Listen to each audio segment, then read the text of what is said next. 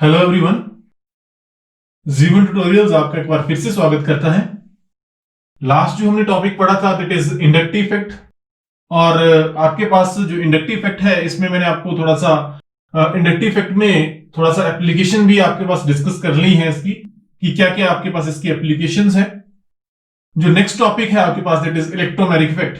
क्योंकि हम यहाँ पे इलेक्ट्रॉनिक डिस्प्लेसमेंट इफेक्ट पढ़ रहे हैं तो इलेक्ट्रॉनिक डिस्प्लेसमेंट इफेक्ट में हमने इंडक्टिव इफेक्ट डिस्कस कर लिया है आप लोगों के साथ। और अब हम जो इफेक्ट डिस्कस करने वाले हैं वो है इलेक्ट्रोमैग्नेटिक इफेक्ट। तो इलेक्ट्रोमैग्नेटिक इफेक्ट में आपके पास क्या होता है? इलेक्ट्रोमैग्नेटिक इफेक्ट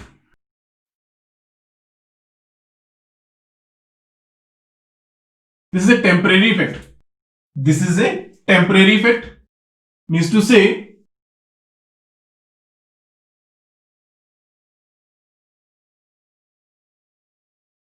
ये थोड़ी देर के लिए अराइज होता है, थोड़ी देर के लिए अराइज होगा मॉलिक्यूल में। और सबसे बड़ी बात यह है कि ऐसा नहीं है कि अगर मैं इस मॉलिक्यूल में किसी मॉलिक्यूल में देखूं तो ये हमेशा के लिए रहेगा।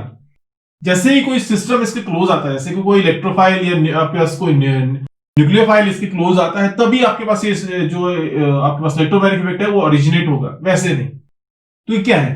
It is the permanent displacement of क्या? Pi electrons. क्या हो रहा है यहां पे? परमानेंट डिस्प्लेसमेंट हो रही है किसकी? पाई इलेक्ट्रॉन की परमानेंट डिस्प्लेसमेंट हो रही है टुवर्ड्स द अटैकिंग रीजन और away from the attacking region. क्या बोला मैंने? It is the permanent displacement of pi electrons towards attacking region और away from the attacking region. अगर वो टुवर्ड्स द अटैकिंग रीजन, अगर इलेक्ट्रॉन जो पेयर है, जो आपके पास पाई इलेक्ट्रॉन पेयर है वो आता है या उसके अवे जाता है under the influence of attacking reagent, तो हम क्या बोलेंगे? That is electromagnetic effect. Example जैसे एग्जांपल से बेटर तरीके से क्लियर होगा आपको। मैंने क्या कर लिया यहां पे देखिए, ये आपके पास कोई मैंने एल्कीन ले ली। क्या ले ली? ये एल्कीन। और अब आपके पास मैंने कोई अटैकिंग रीजेंट ले लिया जिसमें आपके पास अभी जो अटैकिंग जो ग्रुप है वो आपके पास पॉजिटिवली चार्ज स्पीशीज है, जिसको मैंने इलेक्ट्रोफाइल कंसीडर कर लिया है। ओके, देखिए अगर ये पॉजिटिवली चार्ज स्पीशीज किस पे क्लोज जाता है? यहां पे इस कार्बन के क्लोज जाता है। इस इलेक्ट्रॉन क्लाउड को पोलराइज कर सकता है, इलेक्ट्रॉन को यहां से आ सकते हैं, यहां पे आ सकते हैं। अगर ऐसा है तो विष्णु से आपके पास एक यहां पे परमानेंट डिस्प्लेसमेंट हुई क्या? पाई इलेक्ट्रॉन क्लाउड की। और आपके पास यहां पे क्या बन गया? यहां पे इलेक्ट्रोफाइल यहां पे लग गया और इस पे चार्ज आ गया पॉजिटिव। तो यही मैंने अभी थोड़ी देर पहले आपके साथ डिस्कस किया था। क्या कि means to say there is permanent displacement of pi electrons under the influence of attacking region towards और away from the attacking region. हो सकता है ये इसकी तरफ ही आए, या हो सकता है कि क्या यहां पे आपके पास ये इससे अवे जाए। मैं अभी कोई प्रॉपर और आपके पास जो सिस्टम है एरोस का वो नहीं बता रहा, क्योंकि मुझे पता है आप लोग बोलेंगे यस इलेक्ट्रॉन जो है ये तो सीधा उसको देना चाहिए था, लेकिन मेरे को एक्चुअल में जो समझाना था आपको वो उसके लिए मैंने इस तरीके से एरो लिखा है। क्या बताना है मेरे को यहां पे? मेरे को यह बताना है कि इलेक्ट्रोमैग्नेटिक इफेक्ट में आपके पास जो पाई इलेक्ट्रॉन क्लाउड है वो यहां पे अगर इस तरफ आया, किसकी वजह से आया? जब ये यहां पे इसके क्लोज पहुंचा, तो इसको क्या बोला मैंने? Electromagnetic effect. इलेक्ट्रोमैग्नेटिक इफेक्ट दो तरीके से स्टडी किया जाता है। It is of two types. जैसे मैंने आपके साथ इंडक्टिव इफेक्ट डिस्कस किया था, दो तरीके का होता है, वैसे इलेक्ट्रोमैग्नेटिक इफेक्ट भी टू टाइप्स का है। तो it is of two types. Two types. तो फर्स्ट टाइप अगर मैं बात करता हूं, plus E effect. Plus E effect तो ये सिंपल है आपके पास। क्या कि अगर आपके पास अटैकिंग रीजन जो है जहां पे वो जा रहा है उस तरफ इलेक्ट्रॉन क्लाउड मूव करता है, इलेक्ट्रॉन्स आते हैं, तो उसको बोलूंगा मैं प्लस ई इफेक्ट। कहने का मतलब ये है, यही एग्जांपल एक्चुअली बेसिकली एग्जांपल क्या है? यही है इसका। अब ये जो इफेक्ट कंसीडर किया गया, कौन सा कंसीडर किया गया? Plus E effect. अब ये इलेक्ट्रोफाइल यहां पे गया तो इलेक्ट्रॉन इसी की तरफ आए, तो इसे प्लस ई इफेक्ट। तो प्लस ई इफेक्ट में जहां पे आपका इलेक्ट्रोफाइल गया या आपके पास अटैकिंग रीजन गया उस तरफ इलेक्ट्रॉन अगर आते हैं तो हम इसको क्या बोलेंगे? Plus E effect. नेक्स्ट करते हैं माइनस ई इफेक्ट। तो minus E effect, minus E effect. Minus E effect में मैंने आपको क्या कहा? माइनस ई में अभी मैंने कुछ बताया नहीं है, लेकिन अभी आप समझ जाएंगे इसको, क्या इसके अपोजिट हो जाए। अपोजिट मतलब अगर अटैकिंग ग्रुप मान लीजिए जिस कार्बन पे जा रहा है उसके अगेंस्ट क्या जाए, अपोजिट जो इलेक्ट्रॉन चले जाए, तो उसको क्या बोलूंगा मैं, माइनस ई इफेक्ट। एग्जांपल, ये जैसे डबल बॉन्ड है, सी है, और यहां पे इस तरीके से, अब मैं यहां पे क्या ले लेता हूं, कोई न्यूक्लियोफाइल ले लेता हूं जिसपे नेगेटिव चार्ज है।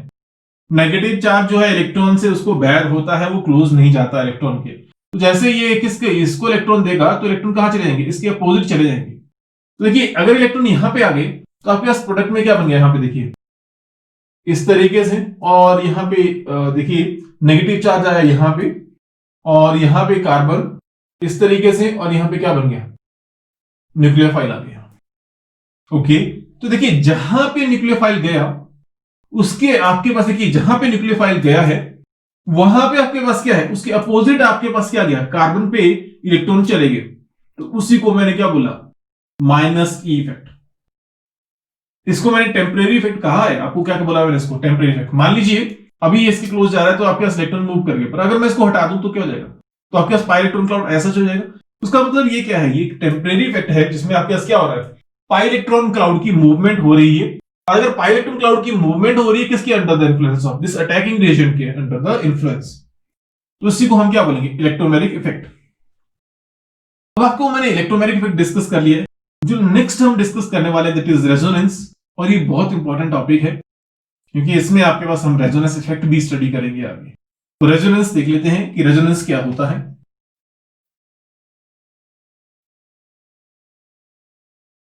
रेजोनेंस,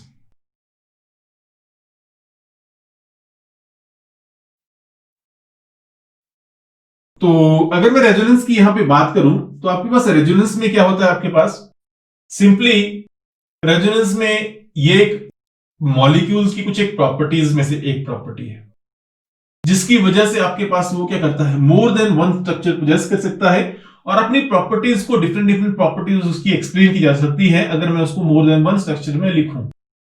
ओके, तो मुझे लगता है आप इससे कन्विंस नहीं हुए या समझ नहीं आया होगा।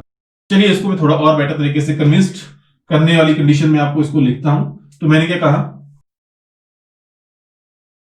The phenomenon by which a molecule exists in more than one Lewis structure, क्या बोला मैंने, more than one Lewis structure.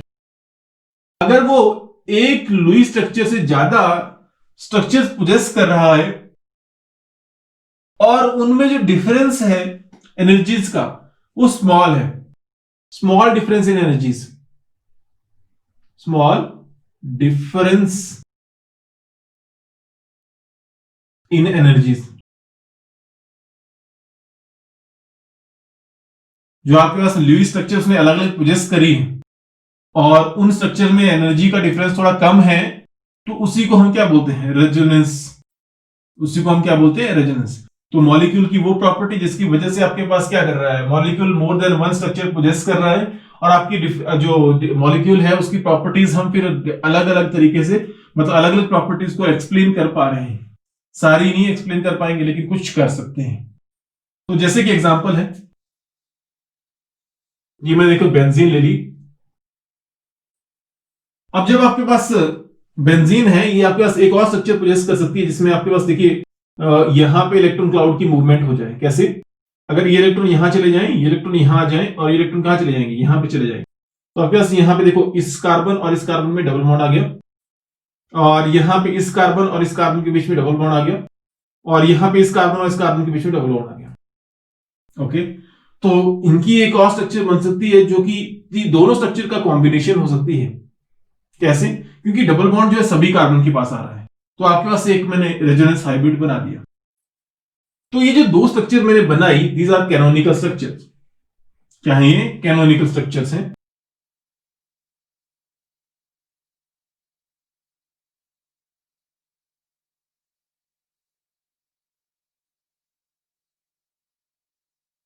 ये क्या है, कैनोनिकल स्ट्रक्चर्स हैं। और ये जो दोनों का कॉम्बिनेशन में आपके पास और मोस्ट स्टेबल स्ट्रक्चर बता रही है और मैक्सिमम प्रॉपर्टीज को एक्सप्लेन कर पा रही है, इसको हम कहते हैं रेजोनेंस हाइब्रिड। रेजोनेंस हाइब्रिड, इसको बोल दिया मैंने रेजोनेंस हाइब्रिड। तो ये आपके पास क्या था, रेजोनेंस था। ओके, तो एक्चुअल में जो रेजोनेंस है वो क्या है आपके पास, ये एक ऐसी प्रॉपर्टी है जिसकी वजह से आपके पास मॉलिक्यूल जो है आपके पास more than one structure possess करता है, और जिसकी वजह से उसकी एनर्जी क्या होती है, लोअर आती है, डिक्रीज होती है, जिसकी वजह से उसमें क्या आती है, स्टेबिलिटी आती है, और जिसकी वजह से आपके पास उस मॉलिक्यूल की डिफरेंट डिफरेंट प्रॉपर्टीज को एक्सप्लेन किया जा सकता है। वो सारा का सारा एस्पेक्ट्स हम किस में पढ़ते हैं, रेजोनेंस में पढ़ते हैं। ओके, ये जो रेजोनेंस है इसमें आपके पास जो डिफरेंट डिफरेंट लुईस स्ट्रक्चर्स बनी उसको हम क्या कहेंगे, कैनोनिकल स्ट्रक्चर्स। और इसमें जो सबसे ज्यादा मोस्ट स्टेबल स्ट्रक्चर थी, जो कि सब स्ट्रक्चर्स का कॉम्बिनेशन थी, उसको हम क्या कहेंगे, रेजोनेंस हाइब्रिड। उसको बोलेंगे हम रेजोनेंस हाइब्रिड। तो नेक्स्ट जो करने वाले हैं हम कंडीशंस। अब हम कंडीशन स्टडी करेंगे किसके लिए, जो रेजोनेंस के लिए इंपॉर्टेंट है। तो इंपॉर्टेंट कंडीशंस फॉर रेजोनेंस,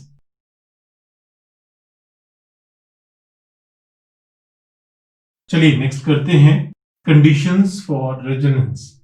तो जो रेजोनेंस है उसके लिए जो कंडीशंस हैं वो हम डिस्कस करने वाले हैं। मैंने आपको थोड़ा सा रेजोनेंस के बारे में बता दिया है, थोड़ा आप कंडीशंस देखनी है। तो फर्स्ट कंडीशन की बात करूंगा मैं यहां पे आपके पास। तो फर्स्ट कंडीशन, जो रेजोनेंस है उसमें जो कैनोनिकल स्ट्रक्चर्स बनती हैं उसमें जो नंबर ऑफ इलेक्ट्रॉन पेयर्स जो है वो सेम होनी चाहिए। नंबर ऑफ इलेक्ट्रॉन पेयर्स क्या होने चाहिए, same. Number of electron pairs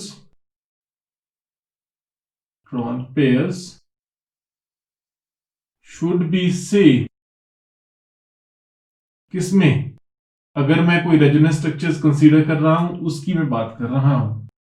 example के लिए कंसीडर करता हूं, आपके पास क्या है, CH2 डबल बॉन्ड, क्या CH, और यहां पे क्या ले लिया मैंने, CH2 पॉजिटिव चार्ज। अब देखिए यहां पे अगर ये सिस्टम इलेक्ट्रॉन अपनी तरफ ले ले, इस तरफ ले ले, ओके, तो यहां पे क्या आएगा, पॉजिटिव चार्ज आएगा। क्या आ जाएगा यहां पे, पॉजिटिव चार्ज। तो मींस टू से आप जब कैनोनिकल स्ट्रक्चर्स को लिखते हैं तो उसको डबल हेडेड एरो से बनाते हैं। तो CH2 लिख दिया मैंने, यहां पे पॉजिटिव चार्ज आ गया, यहां पे CH आ गया, और यहां पे क्या आ गया, CH2 आ गया। तो देखिए मैंने क्या कहा यहां पे कि अब आपके पास यहां पे पॉजिटिव चार्ज यहां पे आया, तो इलेक्ट्रॉन पेयर या ये जो पाई इलेक्ट्रॉन क्लाउड है ना, ये सेम है। अगर मैं इसमें देखूं तो इसमें एक पाई बॉन्ड है, इसमें भी एक पाई बॉन्ड है, तो वो होना जरूरी है। वो क्या होना चाहिए, होना चाहिए, तभी मैं इसको मानूंगा कि वो क्या है, रेजोनेंस स्ट्रक्चर्स हैं। वो क्या है, रेजोनेंस स्ट्रक्चर्स हैं जो कि इसके लिए कंट्रीब्यूट करेंगी। तो वही है आपके पास क्या आएगी, कैनोनिकल स्ट्रक्चर आएगी। अब ऐसा नहीं समझना है कि आपके पास जो स्ट्रक्चर है, जैसे मान लीजिए एग्जांपल एक और लेते हैं, ये मैंने ले लिया जैसे कि CH3 C double bond O, और यहां पे क्या ले लिया मैंने, O, और यहां पे H ले लिया। ओके, देखिए अब अगर ये इलेक्ट्रॉन यहां दे दे, ये इलेक्ट्रॉन यहां ले ले, तो क्या हुआ आपके पास, यहां पे एक रिस्की रेजोनेंस स्ट्रक्चर बनी जिसमें क्या है, CH3C, ऑक्सीजन, ऑक्सीजन पे क्या चार्ज आया, नेगेटिव, नेगेटिव चार्ज आ गया, और यहां पे double bond O, oxygen positive, and क्या, हाइड्रोजन। देखिए यहां पे ऑक्सीजन के ऊपर नेगेटिव चार्ज है, मतलब एक इलेक्ट्रॉन क्लाउड, एक इलेक्ट्रॉन जो नॉन बॉन्डिंग इलेक्ट्रॉन पेयर था वो कहां आ गया, इसके पास आ गया, वो क्लियर हो गया। अब एक जो डबल बॉन्ड ये जो माइग्रेट किया वो यहां पे आ गया। तो number of electron pairs and क्या, डबल बॉन्ड्स क्या है यहां पे, सेम है। तो ये फर्स्ट आपके पास कंडीशन है यहां पे कि क्या होनी चाहिए, सेम होनी चाहिए। सेकंड कंडीशन की मैं बात करता हूं, तो जो सेकंड कंडीशन है उसमें आपके पास याद रखना है आपने कि मॉलिक्यूल प्लेनर होना चाहिए।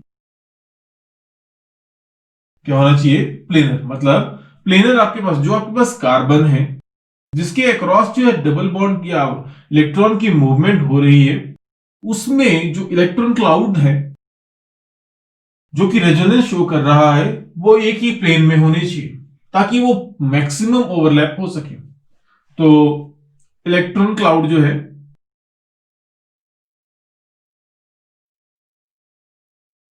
और atomic orbital, atomic orbital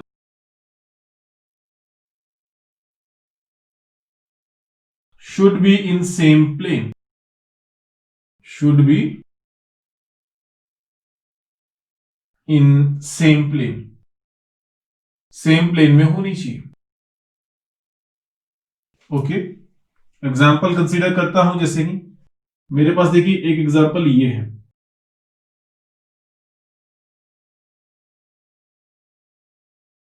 N ले लिया और यहां पे मैंने CH3 लगा दिया इसके पास, यहां ये CH3 लगा दिया और यहां पे भी क्या लिख दिया CH3 और यहां भी क्या लिख दिया मैंने CH3। नाइट्रोजन के पास इलेक्ट्रॉन पेयर है, अगर वो यहां पे दे दे तो इलेक्ट्रॉन कहां जाएंगे, यहां पे जाने चाहिए, जाने चाहिए।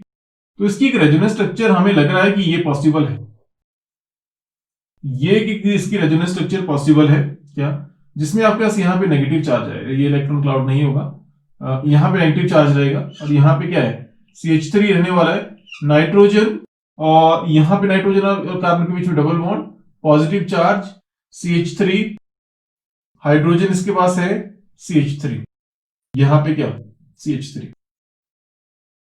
अगर मैं यहाँ पे स्ट्रक्चर में नोटिस करूंगा तो ये जो प्लेनर स्ट्रक्चर देखिए आपके पास थी, यहाँ पे स्टेरिक हिंड्रेंस है, ये क्या आ रही है स्टेरिक हिंड्रेंस आ रही है, यहाँ पे क्या आ रही है स्टेरिक हिंड्रेंस, जिसकी वजह से आपके पास जो नाइट्रोजन के जो इलेक्ट्रॉन पेयर हैं वो आपके पास उस प्लेन में नहीं रहे जिसमें आपके पास क्या है बेंजीन रिंग है या कार्बन के इलेक्ट्रॉन है।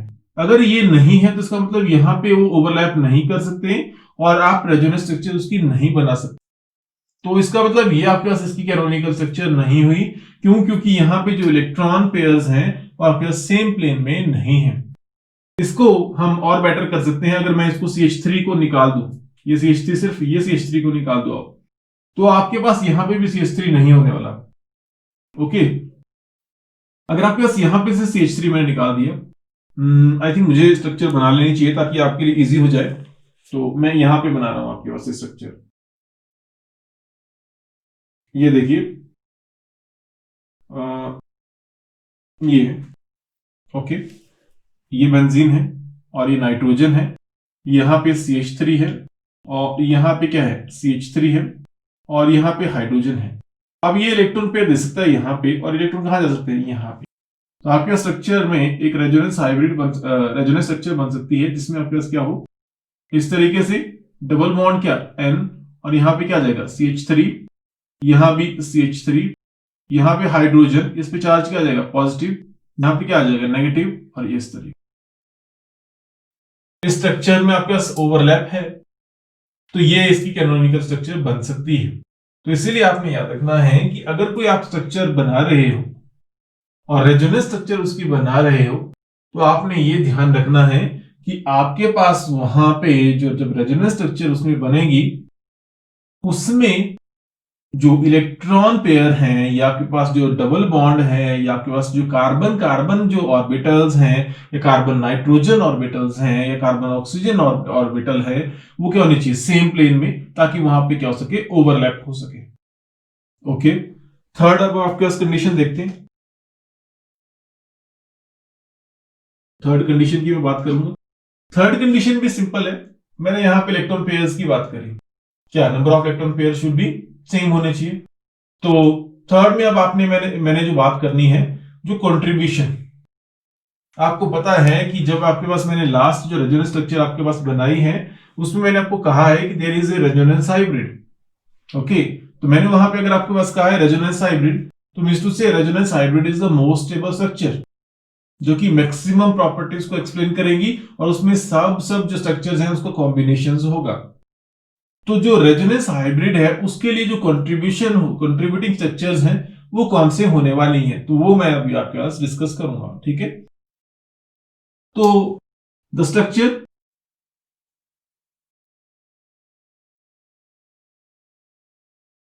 which have least energy and most stable,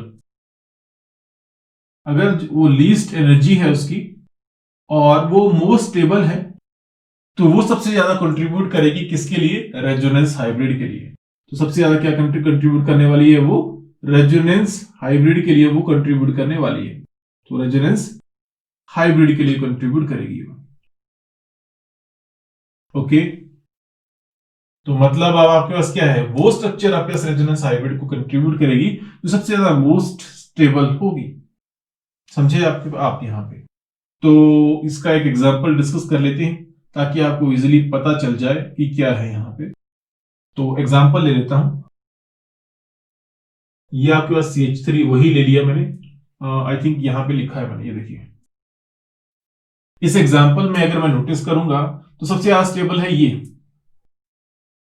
उसके दो रीजन है, क्योंकि अभी इस अगर मैं स्ट्रक्चर की जिसकी बात बोल रहा हूं लीस्ट एनर्जी, उस वो स्ट्रक्चर जिसकी आपके पास क्या होगा, चार्ज सेपरेशन जो है कम होगी, मतलब जहां पे चार्जेस कम रहेंगे उस स्ट्रक्चर सबसे ज्यादा स्टेबल होती है।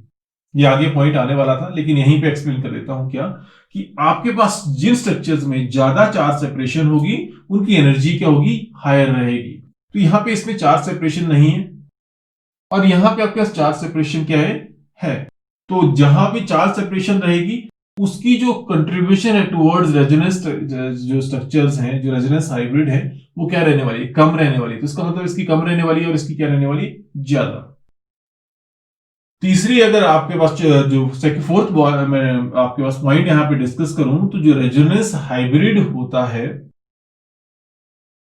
उसमें जो नंबर ऑफ कोवेलेंट बॉन्ड्स हो, अगर क्या हो, ज्यादा हो, नंबर ऑफ कोवेलेंट बॉन्ड्स क्या हो, ज्यादा हो, वो उतनी ही ज्यादा कॉन्ट्रीब्यूशंस वहां पे मिलती है किसके लिए, रेजोनेंस हाइब्रिड के लिए। मैंने क्या कहा, आपके पास कोई स्ट्रक्चर है जिसमें आपके पास मोर नंबर ऑफ क्या आ रहे हैं, कोवेलेंट बॉन्ड्स आ रहे हैं। अगर उसमें ज्यादा कोवेलेंट बॉन्ड्स आ रहे हैं तो वो उतनी ही ज्यादा कंट्रीब्यूशन देगा किसके लिए, रेजोनेंस हाइब्रिड के लिए। ओके, तो फोर्थ पॉइंट मैंने डिस्कस किया आपके साथ, जितने ज्यादा कोवेलेंट बॉन्ड्स उतनी ही ज्यादा क्या होगी, वो स्टेबिलिटी देगा किसके लिए, रेजोनेंस हाइब्रिड के लिए। एग्जांपल, तो एग्जांपल में मैं लेता हूं 1,3 ब्यूटाडाइन। तो ब्यूटाडाइन यहां पे ले लेता हूं मैं, चलिए ये CH2 बना लिख दिया मैंने, ये CH2 और यहां पे डबल बॉन्ड है और यहां पे मैंने लिख लिया CH और यहां पे CH, यहां पे क्या आ गया, डबल बॉन्ड CH2, ये आ गया। इसकी अलग एक रेजोनेंस स्ट्रक्चर बन सकती है, देखिए कैसे। अगर ये इलेक्ट्रॉन इसको दे दे तो ये इलेक्ट्रॉन कहां जा सकते हैं, आगे को जा सकते हैं। तो मतलब कि अगर आपके पास मैं यहां पे ले जाऊं इसको, क्या CH2, यहां पे रह गया चार्ज पॉजिटिव और यहां पे आ गया सिंगल बॉन्ड क्योंकि एक बॉन्ड आगे शिफ्ट कर गया है, CH, और यहां पे आ गया डबल बॉन्ड और यहां पे CH और यहां पे क्या आ गया, CH, यहां पे क्या गया 2, यहां पे क्या गया नेगेटिव चार्ज। तो कोवेलेंट बॉन्ड सबसे ज्यादा किसमें है, इस स्ट्रक्चर में। अगर इसमें कोवेलेंट बॉन्ड ज्यादा है तो मींस टू से it will contribute more towards क्या, रेजोनेंस हाइब्रिड। किसके लिए, रेजोनेंस हाइब्रिड के लिए सबसे ज्यादा कंट्रीब्यूशन किसकी रहेगी, जिसमें आपके पास more number of covalent bond है, इसमें ज्यादा है और इसमें क्या है, कम है। तो इसीलिए आपके पास जो मतलब स्ट्रक्चर है जिसमें आपके पास कोवेलेंट बॉन्ड्स कम रहने वाले हैं, वो आपके पास उतना ही कम कंट्रीब्यूट करने वाली है। तो अगर आपके पास इलेक्ट्रॉन क्लाउड की अगर मूवमेंट जो है वो दो डायरेक्शंस में है, किसमें है, 2 डायरेक्शंस में है, तो आप ऐसा नहीं करेंगे कि आप दोनों डायरेक्शंस में क्या करवा देंगे, उनकी मूवमेंट करवा देंगे एक ही टाइम। जैसे कि ये मैंने C डबल बॉन्ड O लिख लिया, यहां पे ऑक्सीजन लिख लिया या C डबल बॉन्ड O लिख लिया, इस तरीके से लिख लिया मान लीजिए। तो आप ऐसा नहीं करवाएंगे कि एक इलेक्ट्रॉन इसने यहां दे दिया, दूसरा इलेक्ट्रॉन यहां दे दिया, कभी नहीं करवाएंगे। या तो इलेक्ट्रॉन इस तरफ दे सकता है या दूसरा इलेक्ट्रॉन यहां पे दे सकता है। कभी ऐसा नहीं होगा कि आपके पास एक इलेक्ट्रॉन इस तरफ देगा या दूसरा इलेक्ट्रॉन इस तरफ देगा। तो there is some of the points जो मैंने आपके साथ अभी डिस्कस किए हैं, किसके लिए, दिस इज रेजोनेंस के लिए। जो रेजोनेंस के लिए कंडीशंस हैं वो अभी मैंने आपके साथ डिस्कस कर ली है। इसके बाद थोड़ा नेक्स्ट टाइम करेंगे, क्योंकि उसके बाद हम थोड़ा सा रेजोनेंस हाइब्रिड भी डिस्कस करेंगे और रेजोनेंस एनर्जी भी डिस्कस करेंगे।